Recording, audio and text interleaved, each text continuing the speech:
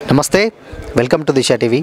మారుతున్న పరిసరాలకు అనుగుణంగా అంటే తినే ఆహారం కానీ దీనివల్ల అంటే ఎక్కువగా ఇప్పుడున్నటువంటి ఈ జనరేషన్స్లో కూడా ఎక్కువగా పురుషులలో స్పోమ్స్ అనేవి రిలీజ్ అవ్వకుండా సంతానోత్పత్తి లేకుండా ఇలాంటివి చాలా రకాల సమస్యలు అయితే ఉన్నాయి. దీనికి కొత్త పద్ధతిలో రెజ్యూమ్ వాటర్ థెరపీ అనేది ఒక కొత్త పద్ధతిలో దీనికి ఒక ట్రీట్మెంట్ అనేది హైదరాబాద్లో తీసుకురావడం జరిగింది. దీని మీద మనతో పాటు మాట్లాడడానికి డాక్టర్ విజయ్ గారు ఉన్నారు. మాట్లాడదాం సార్. నమస్కారం అండి. ప్రధానంగా ఏంటంటే ఈ సమస్య బేసిక్గా ఏంటంటే ఈవెన్ 50-60 ఇయర్స్ ఉన్న వాళ్ళకు చాలా అరుదు. బట్ కాకపోతే ఇప్పుడున్నటువంటి జనరేషన్స్లో యంగ్స్టర్స్కి కూడా స్టార్టింగ్ నుంచి ఉంటుంది. అసలు ఏంటి లోపాలు అనుకోవచ్చు అంటే నేను స్టార్టింగ్ నుంచి చెప్తానండి. ప్రాస్టేట్ అనేటువంటి ఒక గ్రంథి మన మూత్రాశయం దగ్గర ఉంటుంది అనమాట. మూత్రాశయం కిందే మన మూత్రం వెళ్ళే దారికి అంటుకొని ఉంటుంది. అది విత్ ఏజ్ పెరుగుతూ ఉంటుంది అనమాట. ఏజ్ పెరిగే కొద్దీ ఆ ప్రాస్టేట్ గ్లాండ్ కూడా హార్మోన్స్ వల్ల లేకపోతే దాని ఉండే తత్వం వల్ల పెరుగుతూ ఉంటుంది. 40-50 ఇయర్స్లో కూడా చాలామందికి ఇప్పుడు ఈ మధ్య మేము ప్రాస్టేట్ ప్రాబ్లమ్స్ చూస్తున్నాం. ప్రాస్టేట్ పెరిగినందువల్ల మూత్రం సరిగా రాకపోవడం, మూత్రంలో మనకు ఎక్కువ బలం పెట్టిపోయడం ఇట్లాంటివన్నీ జరుగుతున్నాయి అన్నమాట. ఇన్ఫెక్షన్స్ రావడము, బాగా ఫీవర్స్ రావడం అన్నీ జరుగుతున్నాయి. అయితే ఈ ప్రాస్టేట్కి ట్రీట్మెంట్స్ ఏవైతే ఉంటాయో మెడికల్ ట్రీట్మెంట్స్ అన్నా లేకపోతే ఇప్పుడు ప్రెజెంట్ ఉన్న సర్జికల్ ట్రీట్మెంట్ దాన్ని TURP అంటారు.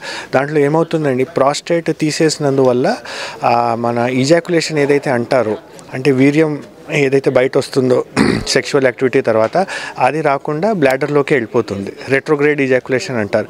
ఇది ఒక ప్రాబ్లం అన్నమాట ఈ ప్రెజెంట్ ట్రీట్మెంట్స్లో. అయితే ఈ రిజమ్ వాటర్ థెరపీ తోటి ఏంటి అడ్వాంటేజ్, ఈ ప్రాబ్లం మనకు కనబడదు.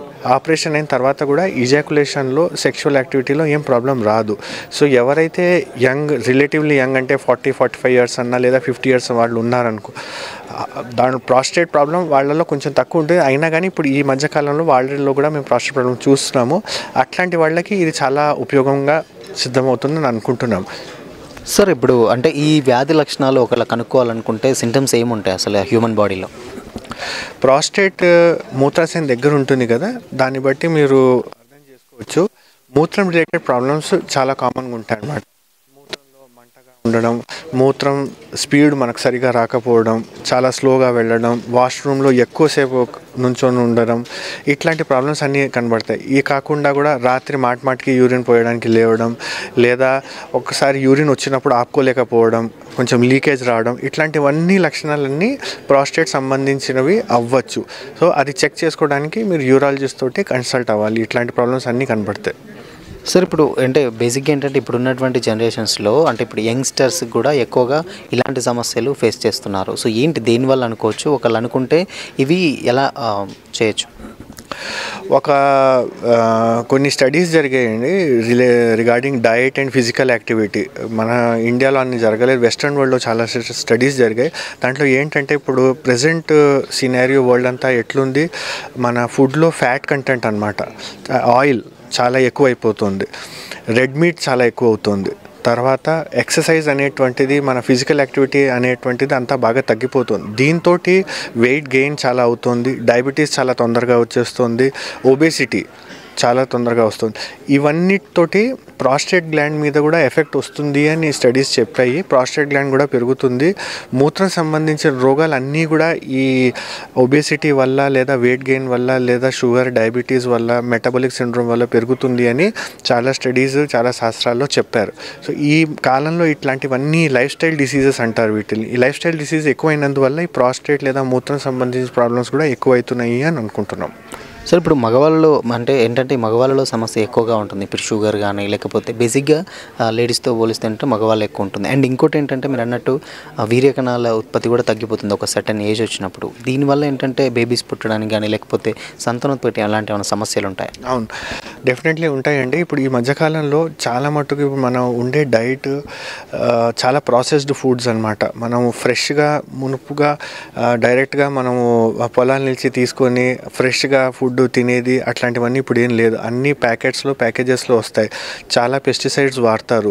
యానిమల్స్ అనుకోండి, మనం మీట్ అనుకోండి, లేదా మనము పాలు అనుకోండి, అంతా చాలా హెవీలీ ట్రీటెడ్ ఉంటుంది. పెస్టిసైడ్స్ అన్నా, హార్మోన్స్ అన్నా, వీటన్నిటితోటి ఏమీ నిష్కర్షం వస్తుందంటే ఈ హార్మోన్స్ పెస్టిసైడ్స్ వల్ల మన మగవాళ్ళకు ఉండే ఒక స్పర్మ్ కౌంట్ పర్ ఇయర్ తగ్గిపోతుంది అని వస్తున్నాయి అన్నమాట స్టడీస్లో.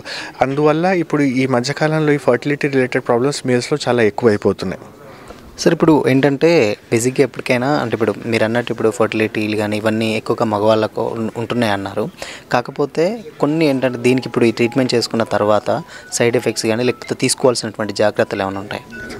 సో అదే నేను చెప్పాను కదా, ఇది ఇప్పుడు యంగ్ మేల్స్లో ఎవరికైతే అంటే 40 years 50 years ఈ ఇంకా పిల్లలు కావాలి అనుకుంటున్న వాళ్ళు, వాళ్ళ ఏజ్ గ్రూప్లో కూడా ప్రాస్టేట్ ప్రాబ్లమ్స్ ఒక్కొక్కసారి కనబడతాయి.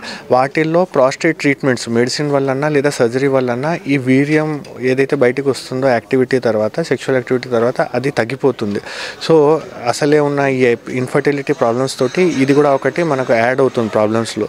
ఈ న్యూ థెరపీ రిజమ్ అంటారు దీన్ని, వాటర్ వేపర్ థెరపీ తోటి ఏమవుతుంది, ప్రాస్టేట్ సైజ్లో తగ్గిపోతుంది కానీ ఇజాకులేషన్ ప్రాబ్లమ్స్, ఈ సెక్షువల్ ప్రాబ్లమ్స్ రావు. సో అందుకని ఈ ఏజ్ గ్రూప్లో ఇది బాగా యూస్ఫుల్గా సిద్ధమవుతుందని మేము అనుకుంటున్నాం, బాగా లాభం చేస్తుంది అని అనుకుంటున్నాము. దీని అయిపోయిన ప్రొసీజర్ తర్వాత కూడా పెద్ద ప్రికాషన్స్ మనం తీసుకునే అవసరం ఏమి ఉండదు, ఎందుకంటే ఇది ఒక మినిమల్లీ ఇన్వేజివ్ ప్రొసీజర్, అంటే ఒక ప్రాపర్ సర్జరీ అన్నట్టు కాదనమాట. సో దీనివల్ల బ్లీడింగ్ కూడా అంత కాదు, ఇన్ఫెక్షన్స్ కూడా అంత కావు. స్టార్టింగ్ ఆపరేషన్ అయిన కొద్ది రోజులు జాగ్రత్త పడ్డాక తర్వాత పెద్ద ప్రికాషన్స్ తీసుకునే అవసరం ఏమి ఉండదు. బడ్జెట్ ఏ విధంగా ఉంటుంది అనమాట, ప్రైజెస్ అంటే చాలామంది ఏంటంటే ఇలాంటి ట్రీట్మెంట్స్ అంటే కొంచెం డబ్బులు అనేది చాలామంది ఎక్స్పెన్సివ్ ఉందనుకుంటారు, ఇది ఎంతలోపు ఉండొచ్చు అనుకోవచ్చు? ఇది కొత్త ఇంట్రొడక్షన్ అయిందండి, కొత్త టెక్నాలజీ అయినందువల్ల స్టార్టింగ్లో టెక్నాలజీ కాస్ట్ కొంచెం ఎక్కువ ఉన్నందువల్ల ఇప్పుడు ప్రెజెంట్ ఏవైతే సర్జికల్ ట్రీట్మెంట్స్ ఉన్నాయో వాటికంటే ఒక 20-30% కొంచెం ఎక్కువ అనుకోవచ్చు. కానీ మేము అనుకున్నది ఏంటంటే కొద్ది ఏళ్లలో ఇది స్లోగా తగ్గి నార్మల్ ట్రీట్మెంట్స్కి కంపారబుల్ అయిపోతుంది, అదే కాస్ట్ కూడా సేమ్ కాస్ట్ అయిపోతుందని మేము అనుకుంటున్నాం.